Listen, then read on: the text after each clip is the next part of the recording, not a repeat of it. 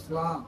ভাই আপনি আমাদের মাধ্যমে গত সেপ্টেম্বরে ডেলিগেট করতে ইন্টারভিউ বলছিলেন জি দুবাই টেক্সিতে যাওয়ার জন্য। জি তো আপনার আমরা এই টাকা জমা দিয়েছেন, আমরা যথাক্রমে ভিসা আনছি। ভিসা আসার পরে আপনি ঢাকা মেডিকেল করছেন। আনফরচুনেটলি হবে সেখানে আপনি মেডিকেলটা আনফিট হয়ে গেছেন। আমরা ট্রাই করছিলাম যেন মেডিকেলটা ফিট করানো যায়, বাট সেই মেডিকেলটা আমরা ফিট করাইতে পারি না, যার কারণে আপনার ভিসাটা ক্যান্সেল করা হয়েছে। তো আপনি জমা দিয়েছিলেন যে টাকা, একটা ফি কাটা হয়েছে আপনার কাছ থেকে, যেটা আমার কাছ থেকে অফিস কাটছে, আমি সেটা আপনার কাছ থেকে কাটছি। বাদ বাকি আপনার চেক আপনাকে দিয়ে দেওয়া হয়েছে।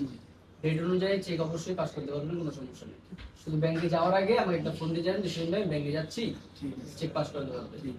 আলানা ওভারসিজের মাধ্যমে আপনি টাকা জমা দিয়েছিলেন, যেহেতু রেফারেন্স আমি সমস্যা নেই, চেক আমি দিয়ে দিয়েছি আপনাকে, চেক আপনি পাস করতে পারবেন।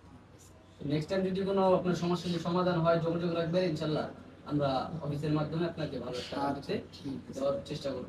ঠিক আছে ভাই, আপনার কোনো অভিযোগ আছে ভাই? না না না, ঠিক আছে। ঠিক আছে।